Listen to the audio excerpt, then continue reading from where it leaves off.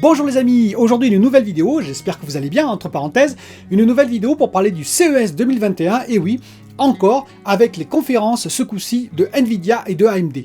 A tout de suite.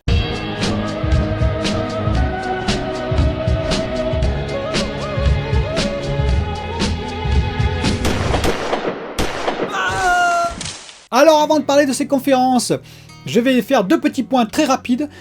Le premier, je n'ai pas parlé de Samsung pour l'instant en CES 2021 parce que j'en avais parlé avant et que les annonces qu'ils ont faites finalement confirment les annonces qu'ils avaient fait précédemment.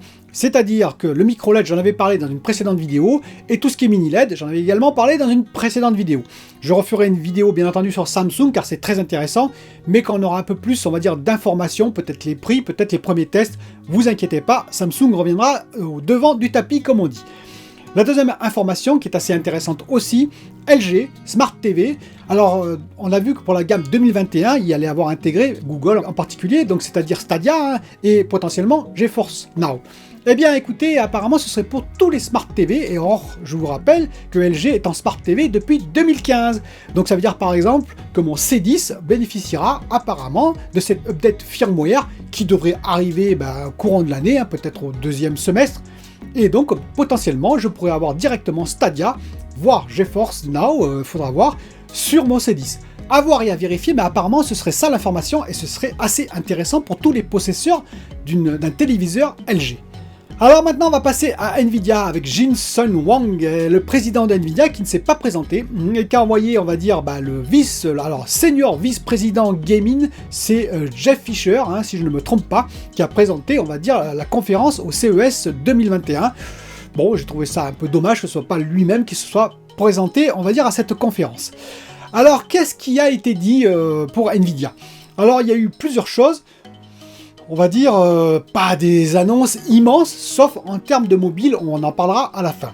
La première annonce qu'ils ont fait une annonce, ils ont reparlé de leur technologie Reflex, vous savez, le Reflex Latency Performance, ou Performer, qui permet, entre un clic-souris et l'écran, d'avoir un temps de latence minimum.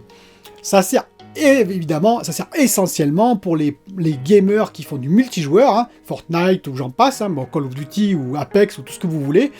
Et ça sert surtout parmi ces gamers à ceux qui sont semi-pro, voire professionnels, comme dans le e-sport. J'avais parlé du e-sport dans une précédente vidéo d'ailleurs. Écoutez, oui, ok, bon, c'est pas mal, mais enfin, voilà, moi personnellement, c'est pas ça qui va révolutionner, je dirais, ma manière de jouer. Alors, ils ont même présenté des écrans 360 Hz apparemment, c'est-à-dire 360 FPS. J'ai doucement souri parce que actuellement, je crois que dans aucun jeu il y a une carte, même la 3090 RTX sur desktop, sur PC fixe, qui atteint ces chiffres-là, même sur Fortnite ou sur ce que vous voulez comme jeu. Voilà, bon, 360 FPS, et bon, bref. Donc en tout cas, ils ont présenté ces écrans-là en expliquant que voilà, vous aurez le minimum de latence qui sera en plus indiqué, ce qui vous permettra d'optimiser votre latence, tout ce que vous voulez. C'était un peu gadget, pour moi. Ensuite, ils ont présenté la RTX 3060 12 Go. Bon, on la connaissait cette carte, ils l'ont confirmé, c'est ok, mais on la connaissait. Ce qui est intéressant, c'est qu'ils ont fait des comparatifs, et oui, des comparatifs. Alors, ils ont comparé déjà avec la GTX 1060. Mais pourquoi? Ils nous ont expliqué qu'en ray tracing, la GTX 1060 était nulle. Oui, parce que le ray tracing n'est pas compris en hardware dans la carte. Je dois vous avouer que j'ai pas compris, quoi. Je veux dire, oui, ça ne marche pas en ray tracing, c'est pas terrible. Oui, c'est une 1060, elle n'est pas faite pour faire du ray tracing. Et ensuite, ils ont comparé donc la nouvelle carte RTX 3060 avec la 2060, quand même. Et là, on s'aperçoit que les écarts sont pas monumentaux, c'est pas du simple au double. C'est assez étonnant aussi, je dirais. C'est-à-dire qu'en ray tracing, on n'a pas, par exemple 30 images secondes et 60 images secondes sur un jeu en ray tracing entre la 3060 et la 2060. Ce qui va se compliquer encore plus, c'est le prix de la carte qui est autour de 329 $, je crois. Donc ça veut dire, on va dire, autour de 350 ou 360 €. Si un jour elle est disponible. Parce qu'elle va arriver en février apparemment, mais je dis voilà, si c'est comme pour les autres cartes, ça va être un peu compliqué de l'obtenir. Mais en tout cas, voilà, ils disent 329, donc 330 $. Normalement, c'est une carte, on va dire, milieu entrée de gamme, puisque l'entrée de gamme sera la 3050, on verra quand elle sortira ce que ça va donner, mais j'ai trouvé qu'elle était un petit peu chère pour ce qu'elle apportait comme rajout de performance par rapport à une 2060, tout simplement.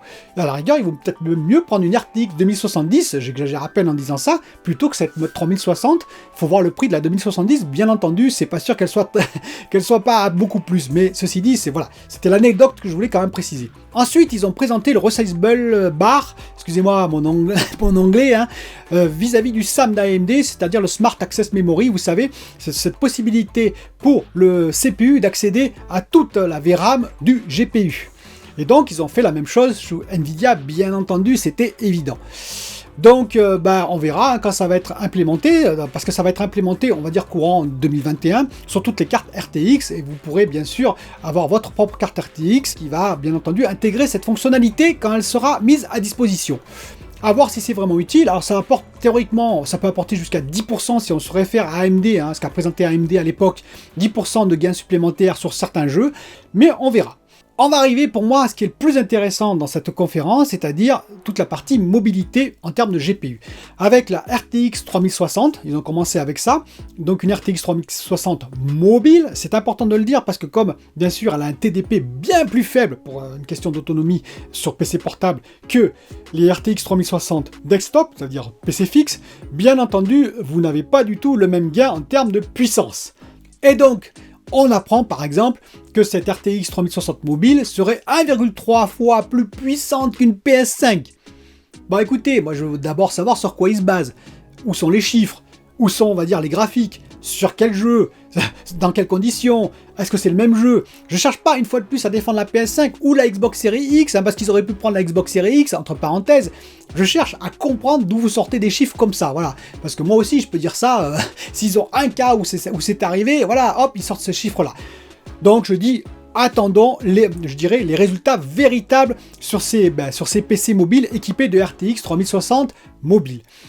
Alors ils annoncent également, et ça continue, 90 images par seconde, 90 FPS, ok, en Full HD, donc en 1080p, sur quel jeu, dans quelles conditions, etc., etc. Ça ne veut pas dire que, attention, hein, que ça ne veut pas dire que ce qu'ils proposent est mauvais. Loin de là, cette idée pour moi. Ça veut dire que ça manque, on va dire, un petit peu de chiffres appuyés, étayés. Donc on va attendre un petit peu des vrais tests qui vont venir, j'espère, dans les mois qui viennent. Alors ensuite, ils ont annoncé le prix. Le prix, c'est 1000 € le PC portable équipé d'une RTX 3060. Je vous rappelle, mobile, c'est-à-dire que ce sera probablement l'équivalent d'une RTX 3050 ou équivalent ou autour de ça, PC fixe. Donc, on verra en termes de puissance, mais c'est quand même pas, on va dire, c'est pas nul, hein, c'est pas mauvais. Hein, je dirais que ça peut être assez intéressant comme PC portable quand même, il faut bien le reconnaître. Le deuxième PC qu'ils ont présenté, c'est à base d'une RTX 3070 mobile.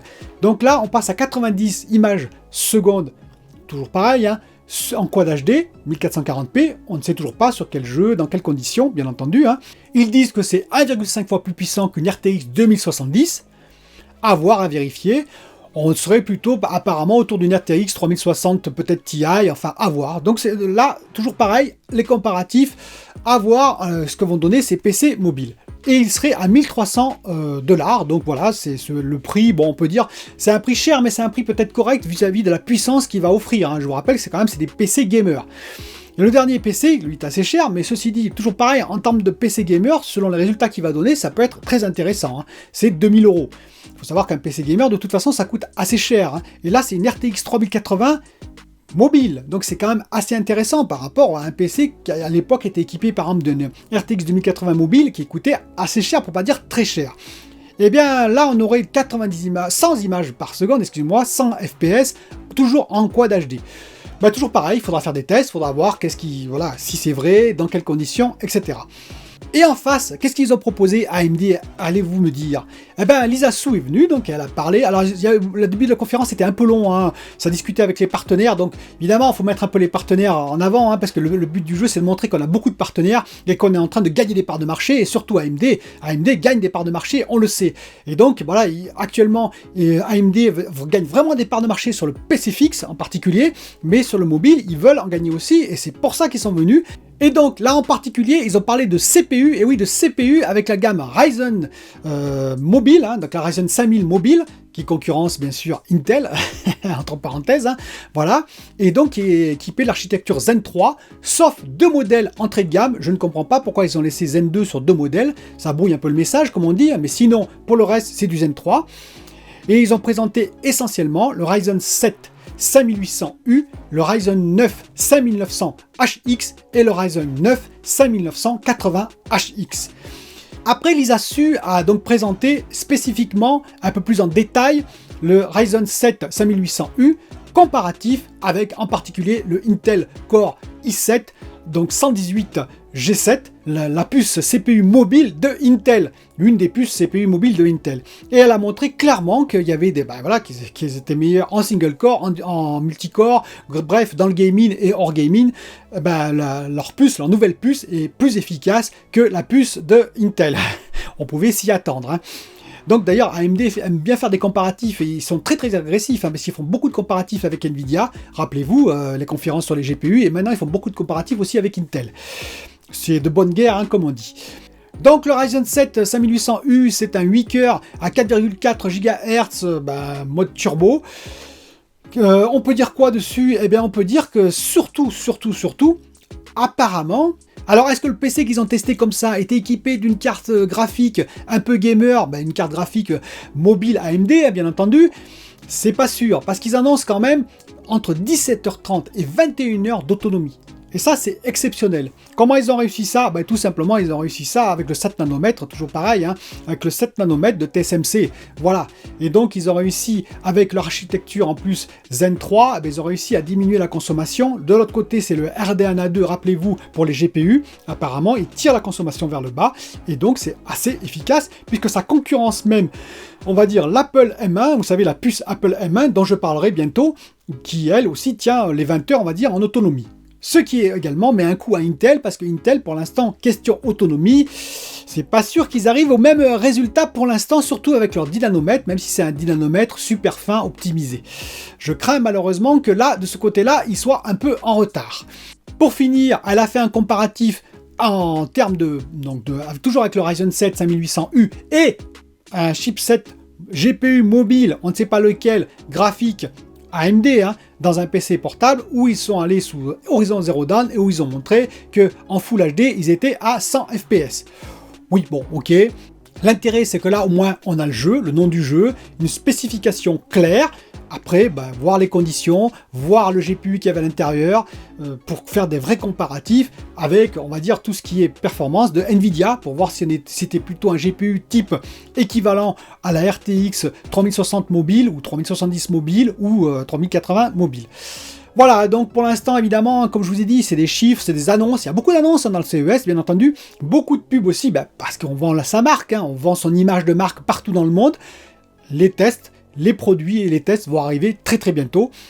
Alors, tout ce qui est mobile, dans les PC mobiles, je pense qu'il n'y aura pas de problème, parce que effectivement les GPU et même les CPU mobiles, ils sont intégrés directement dans un PC déjà fabriqué. C'est pas vous qui fabriquez votre PC portable. Donc ça, on peut espérer avoir rapidement des PC avec ces CPU, avec ces GPU annoncés. Ce qui est un peu moins le cas, par exemple, de la RTX 3060 desktop, donc vendue indépendamment, vous savez, les cartes graphiques, où là encore en février, je crains qu'il n'y ait pas beaucoup de cartes de dispo, mais on verra ça. En tout cas, je vous dis à bientôt pour une autre vidéo.